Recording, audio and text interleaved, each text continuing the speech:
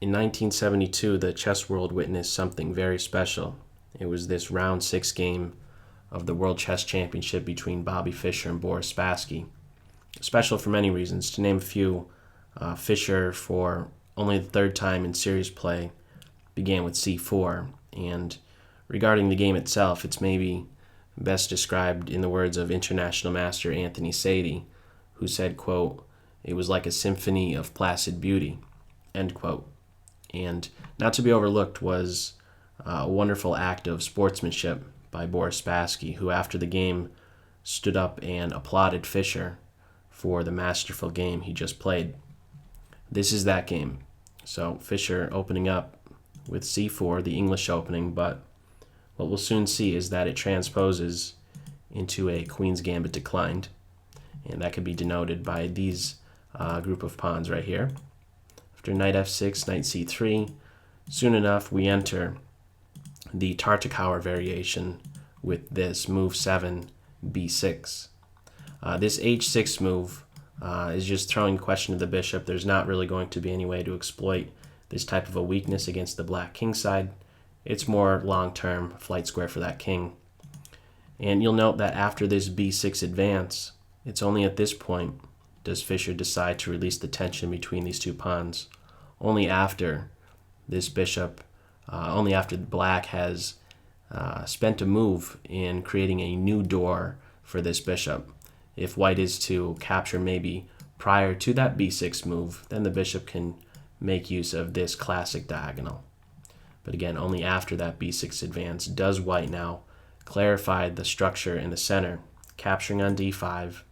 We do have a series of exchanges, and after the smoke clears, this is the pawn structure we're now dealt with. Rook c1, logical enough, applying pressure to this c7 pawn. Bishop e6, a curious move. One may think, why not just play to b7?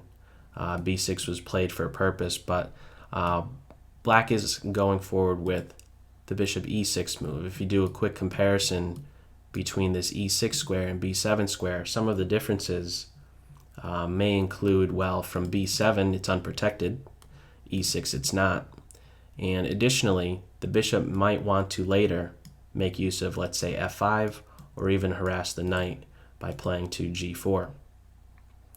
So now queen a4, and one of the interesting things, in my opinion, with this game is how the white queen makes use of the whole chessboard, or really, maybe better stated, wherever she is, that's where the ensuing play will take place. So right now, the stuff is happening on the queen side after this queen a4 move. Again, still looking to do something against this c7 pawn. Black presses forward, challenging that d4 point of white's. Queen a3, this is a bit of an uncomfortable pin. A third piece is now hitting that c5 pawn, rook, pawn, and queen. It needs additional support. Rook c8 is decided on, and now more development by white. One step closer to being fully developed, and why not play to b5? In some sense, you're just boxing out that knight on b8. a6 is, for the moment, not yet a threat, since this rook is unprotected, so there's no need to react to a threat that's not there. Instead, we just have more clarification in the center with d takes c, b takes c, and the resulting structure is the hanging pawn structure. So ideally, white would like to have both rooks on the c and d file, applying pressure to these guys. White castles fully developed, and now only after rook a7 and the queen now defending that rook does white react with bishop e2, just tucking it away. And just taking a snapshot of this position right here, it just seems so smooth right now.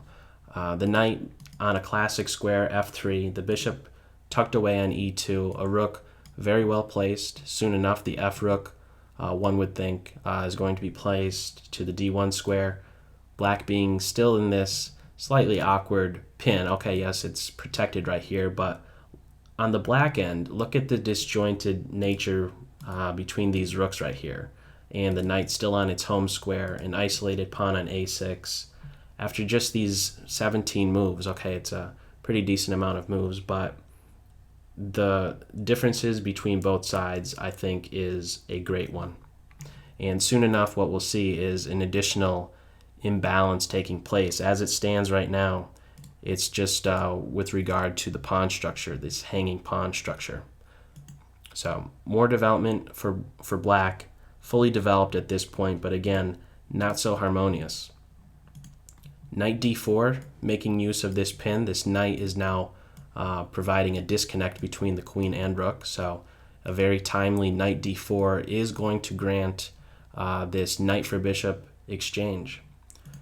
So the queen backs up, getting out of the pin, and just for the one moment, just taking that bishop right away. And after the recapture, we have now one strike in the center that really is going to turn the tables. These pawns right here, the furthest advanced ones, this pawn duo on the 5th rank is challenged with e4, and something needs to be done. And what black tries is just pressing forward, which is typical. If you do have the knight, you want to try and keep things closed. That d4 move is a step in that direction. It's also a passed pawn, but as we'll soon see, this pawn really could just never get going and is no serious threat to white whatsoever. Additionally, with that advance, we now, looking a bit more closely at the pawn structure, recognize that we have a 4-on-3 majority in favor, in tipping in white's favor on the king's side. Now, that said, that's not to say you're supposed to throw up all of your pawns in this direction.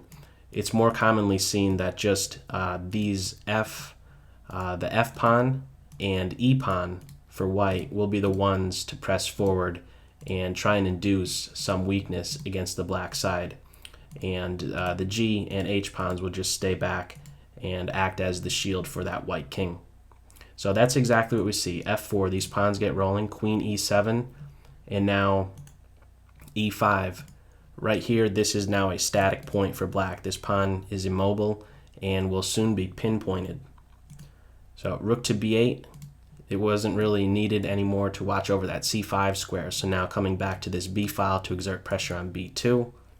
Bishop C4, get repositioning time at this point, placing this pawn in a pin and looking forward to an F5 advance where this pawn is just going to strike at E6. Black gets out of that, and now the queen swinging over again, really dictating where the play will take place in the game. So making use of this whole 3rd rank right here, sweeping from A3 to H3, and now pinpointing that E6 pawn for a second time. Knight F8, retreat to defend E6, and now something as simple as B3 makes these rooks look absolutely ridiculous, because there's nothing that's now going to take place on the queen's side. You can forget about it. Just this bishop and 2 pawns alone. This is one thing that I like to do in my own games, is just recognize how a particular grouping of pieces can negate an opponent's group of pieces. And right now it's just these 3 highlighted white pieces negating these 3 right here. Or in other words, you could view it as like a 5 points negating 11 points.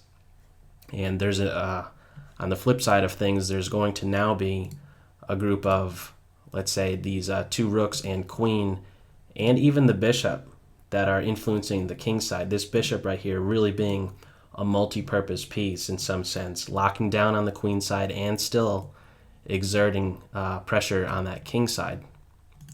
So A5, looking to get in this advance right here, looking to maybe peel open that A file, but things happen too quickly on the king side. F5, something needing to be done about maybe capturing on E6 or even pressing forward one more step to F6, and that king will be in some serious hot water if that's allowed. So the pawn is captured, and it's the rook on F that recaptures so that this rook can soon contribute, doubling on the F file. Knight H6 or H7, looking to reposition to that G5 square. White doubles, the queen backs up to D8. Queen G3 allows this pawn to press forward to H4, and what we basically see now is that move played, and look at this sad knight right here. It's just completely restricted, and this bishop is incredibly dominant. The differences between this bishop and knight are just enormous. This bishop is just way too powerful, as we will soon see in the resulting final position.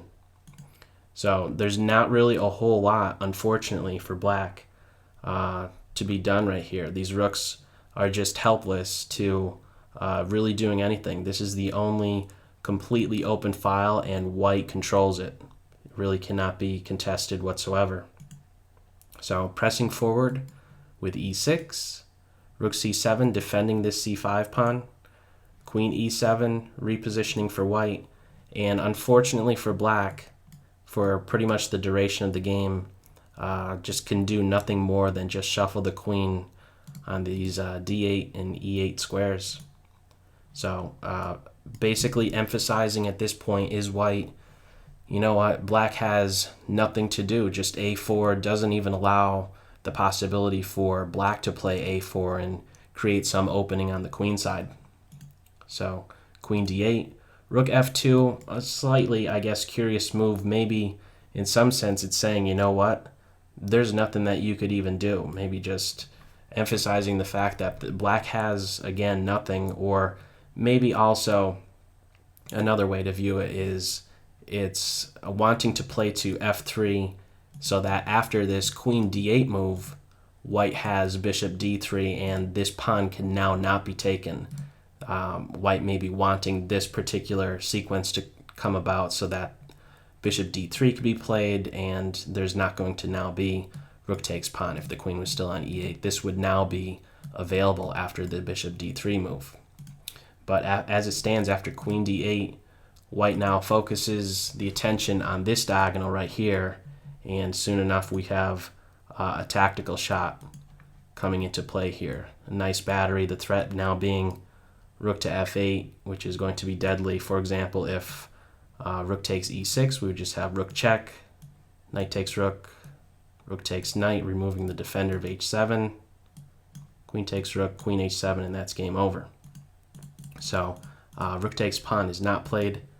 Instead, what is tried is just a knight move to f6, but Fischer just rips the position right open, grabbing that knight, recapture a couple times on f6, and king to g8. This is a hopeless position for white. What is tried is just king g8, but after bishop c4, the king is just having to get off of this diagonal so that this rook maybe has the possibility to move.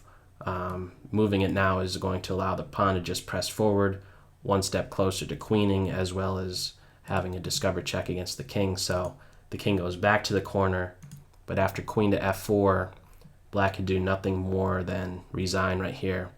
The threats are just way too much. We have the possibilities for rook to f8, winning the queen, rook takes h6, check, queen takes h6, check. There's not really a whole lot black can do. Just to show one variation, if the king is to, let's say, come back over to g8, we could have queen takes h6, and with now the threat of rook g6 check and pawn push, there's really not really a whole lot black can do, just kind of making a passing move. If rook b7, we could have this check, rook block, pawn push, discovered check, and what to do. The queen has to block. You could pick your favorite way to mate at this point, promotion or just capturing right here. However you slice it, black is beat from this position after Fischer's 41st move, queen to f4. In this video, it's really my hope that it acts as a great example of how the whole chessboard can be made use of, and how seemingly simple moves can translate into a significant advantage, and of how competitors of this great game can, or really should, carry themselves in a similar way as Boris Spassky did in defeat.